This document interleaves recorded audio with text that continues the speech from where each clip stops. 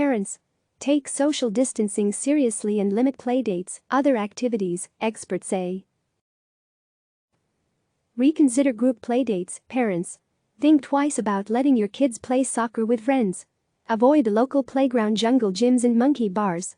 There is evidence coronaviruses can live on plastic and metal for up to 9 days, said Dr. Asaf Bitton, a primary care physician and executive director of Ariadne Labs, a joint health system innovation center at Brigham and Women's Hospital and Harvard T.H. Chan School of Public Health. This is not a snow day, Bitton said, referencing an article he wrote by the same name. We're in serious, almost unprecedented times right now.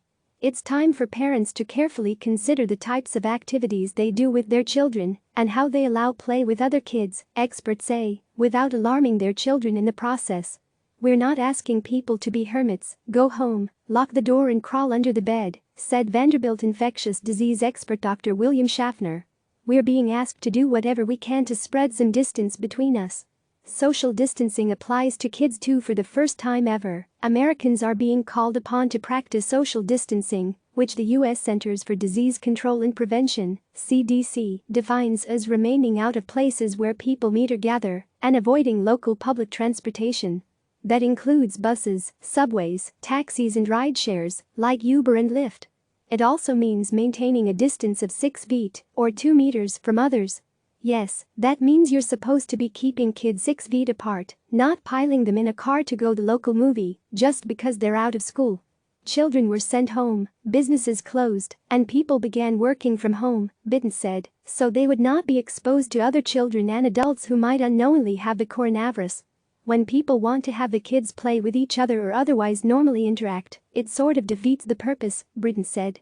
So frankly, I wanted to send out a bit of an alarm because going out and pretending that life is as usual certainly can't be recommended at this time. Most children are not in danger now, let's quickly say, and remind your children that such advice is not because your kids are in serious danger from the virus, unless, of course, your child is immunocompromised from cancer or another serious medical condition.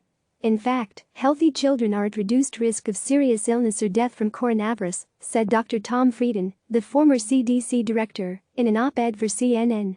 One bit of good news is that, unlike with the flu, children up to at least age 18 appear to not become very ill with COVID-19.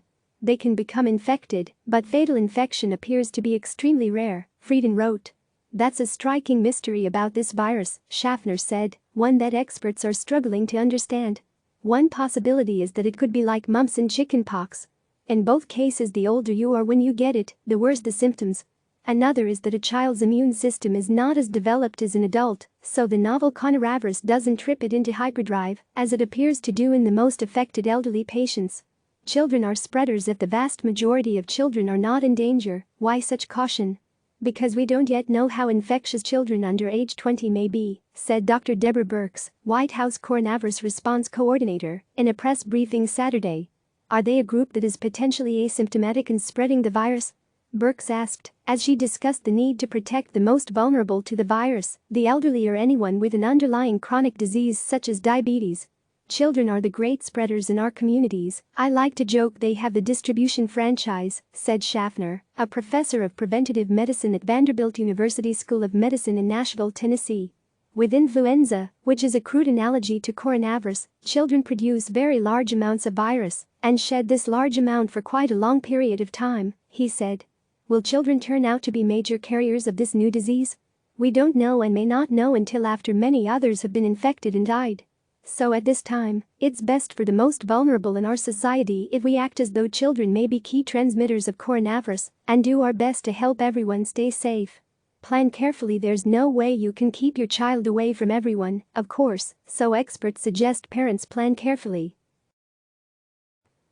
Schaffner isn't as concerned about small playdates of 2 or 3 children, as long as you know the child and family and can be assured they have had no cold or flu symptoms. Early coronavirus symptoms often appear like colds or flu. Bitton disagrees. He worries the symptoms may be too mild to detect. We know that kids touch each other and roughhouse with each other. And so we really want to be mindful about reducing that interpersonal contact and any potential spread, Bitton said. If you do consider a playdate, experts say, send the kids to play outside in the yard, where there are fewer places for germs to collect. Make sure everyone washes their hands the right way, scrubbing for 20 seconds, or uses hand sanitizer. Also scrub hands when using it. If possible, consider individual outdoor activities like biking or hiking where sports equipment isn't shared and it's easier to keep a good distance from each other. Playing outdoors is an excellent activity for the whole family. It reduces stress, gives us the sunlight and exercise we need, and improves sleep, all things that fight off illness of any sort. Why not try family soccer games instead of soccer games with 12 kids? Bitton suggests. If the playdate is inside, use bleach wipes on every surface you can think of that kids will touch, wall and light switches and doorknobs, toilet handles and lids, all sorts of toys, and of course any video game controllers or other devices, including TV remotes. Wipe them all again after the other kids have gone home. What about going out to restaurants? Movie theaters? Grocery stores? Going to the movies? Ah, not such a good idea. Stay home, Schaffner said. We all have to eat, of course, but he suggests picking an unpopular time to visit the grocery store. His son goes at 2 a.m. when it's a ghost town. He's not as worried about restaurants that aren't packed with people, and there's no connection between food and the coronavirus. But if you want to be extra careful, consider to-go or delivery. But don't stop using your local favorite businesses. You want to keep them operating as they are a community resource, Bitton says. In the end, experts say, it all comes down to what you, as a parent, are comfortable with when it comes to risk. And keep in mind that this is the current advice. It could change tomorrow as we learn more about this viral invader. But as you ponder how to navigate these next few weeks at home with your kids, keep in mind that the impact of your decisions affect more than your family. As CNN chief medical correspondent Rive Sanjay Gupta recently said on Anderson 360, we have an obligation to each other, I think, more than ever before. How I behave affects you and how you behave affects me. Click subscribe to receive the latest news.